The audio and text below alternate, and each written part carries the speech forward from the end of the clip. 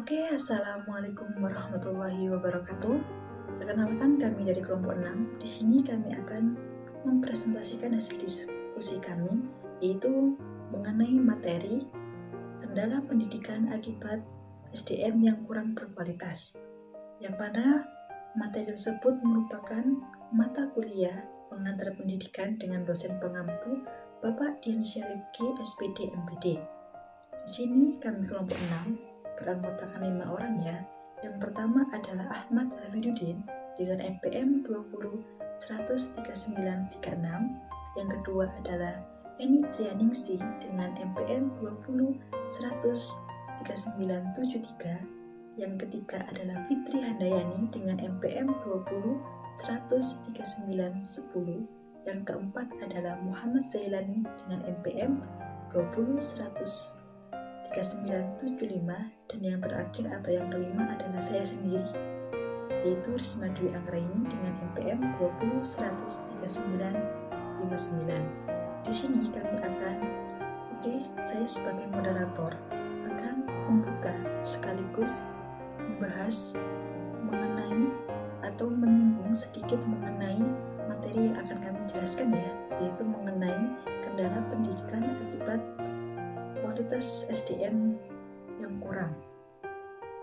Perlu rekan-rekan ketahui bahwa pendidikan itu merupakan suatu proses pembelajaran yang merupakan kebutuhan primer yang harus dipenuhi.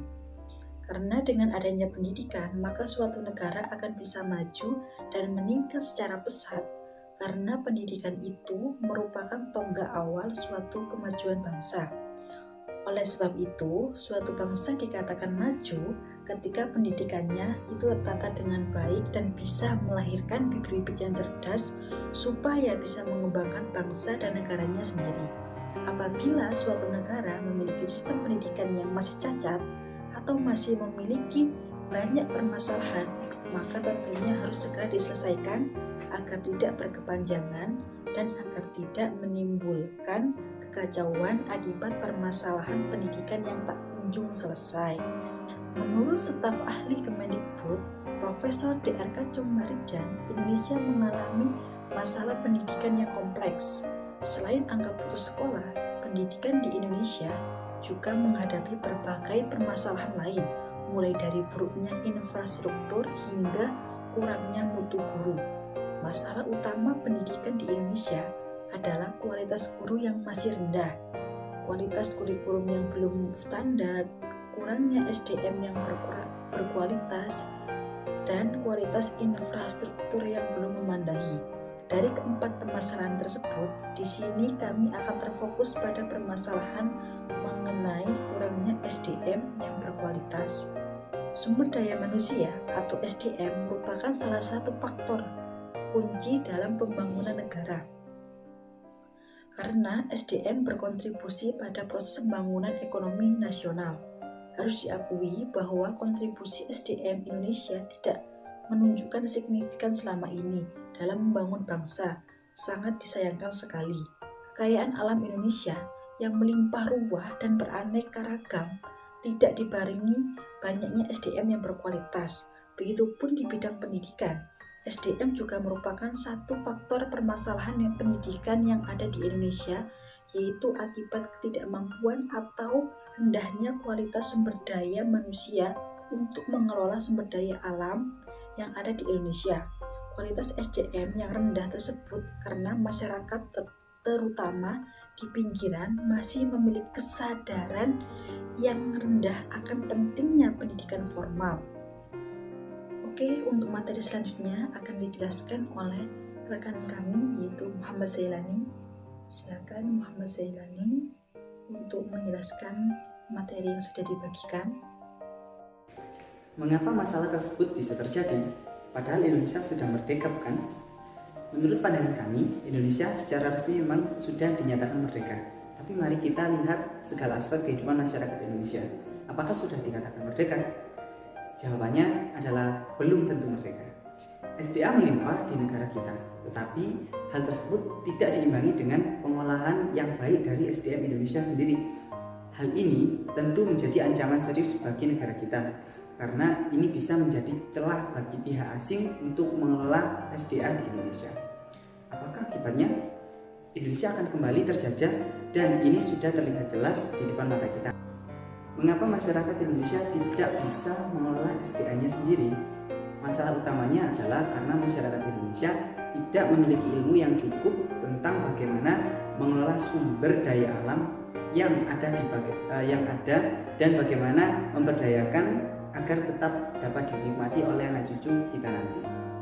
Jadi pendidikan tentu sangat berperan penting dalam mengatasi masalah ini. Fakta yang dapat kita lihat di masyarakat diantaranya masih banyak anak-anak usia sekolah, terutama di pedalaman atau pelosok dan sebagian kecil di kota besar, yang semestinya mengemban pendidikan di sekolah ternyata tidak bersekolah.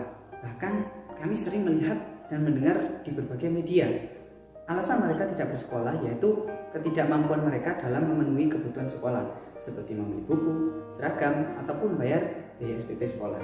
Selain itu, alasan lain adalah kurangnya semangat anak-anak untuk bersekolah dan parahnya ada beberapa orang tua yang tidak mengizinkan mereka untuk bersekolah karena alasan melanggar keyakinan atau peraturan suku yang diyakininya.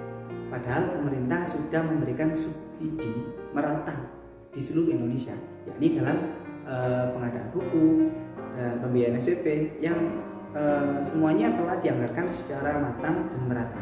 Dan juga pemerintah sempat mengutus guru untuk bernegosiasi dengan orang tua yang tidak mengizinkan anaknya bersekolah. Namun hanya sedikit dari mereka yang mengizinkan, alhasil masih banyak anak-anak yang tidak bersekolah. Kemudian materi selanjutnya akan dijelaskan oleh rekan kami yaitu Ahmad Hafidudin. Untuk Ahmad Hafidudin silakan menjelaskan materi yang sudah dibagikan. Pendidikan nasional bertujuan membentuk manusia yang beriman dan bertakwa kepada Tuhan Yang Maha Esa, berakhlak dan berbudi mulia, sehat, berilmu, cakap, serta menjadi warga negara yang demokratis dan tanggung jawab terhadap kesejahteraan masyarakat dan tanah air.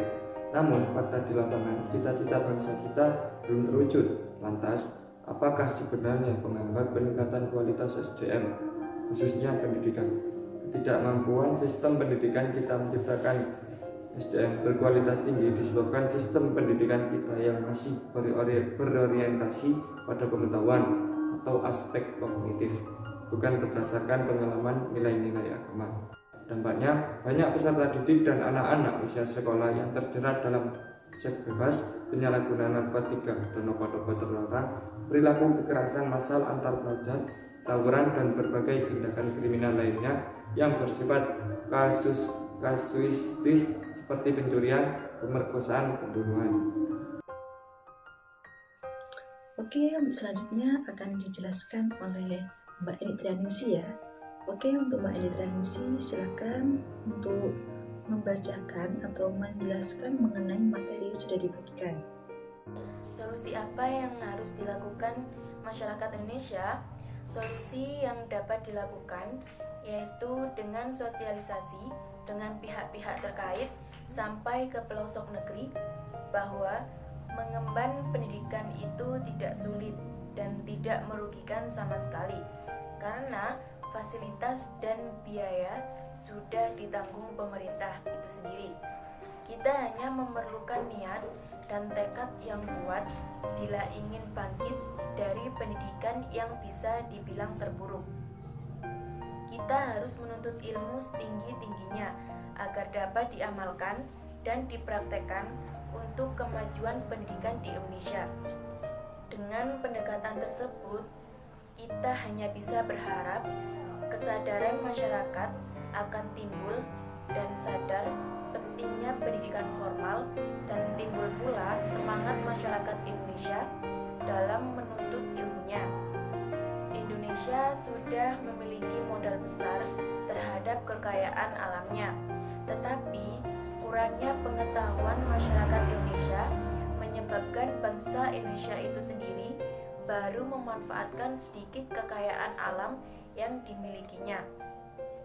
Hal tersebut terjadi karena kurangnya sumber daya manusia terdidik, bahkan tidak sedikit hal ini dimanfaatkan negara-negara maju untuk menggali potensi kekayaan alam di Indonesia itu sendiri. Seharusnya hal tersebut menjadi perhatian yang sangat besar bagi pemerintah Indonesia agar mementingkan segmen pendidikan bangsa sehingga masyarakat dapat menggali kualitas sumber daya manusia yang masih belum tergali atau mengayomi bibit unggul yang sudah dimiliki agar tidak juga dimanfaatkan negara lain atau dalam hal ini dibiayai untuk kemajuan negara lain tersebut. Oke, untuk materi yang terakhir akan dijelaskan oleh Mbak Fitri Handayani. Oke, untuk Mbak Fitri Handayani dipersilakan untuk menjelaskan materi yang sudah dibagikan. Memperbaiki sistem pendidikan pun menjadi sangat penting untuk diperhatikan, karena melalui sistem pendidikan yang baik, tiap individu mendapatkan wawasan, pengetahuan, keterampilan, serta penanaman nilai dan sikap luhur. Untuk itu, sangat diperlukan peranan berbagai pihak di bidang pendidikan, karena pendidikan merupakan salah satu atau bahkan satu-satunya cara untuk bisa memajukan Indonesia sehingga menjadi bangsa yang memiliki budaya baik dan mengakar kepada seluruh masyarakat.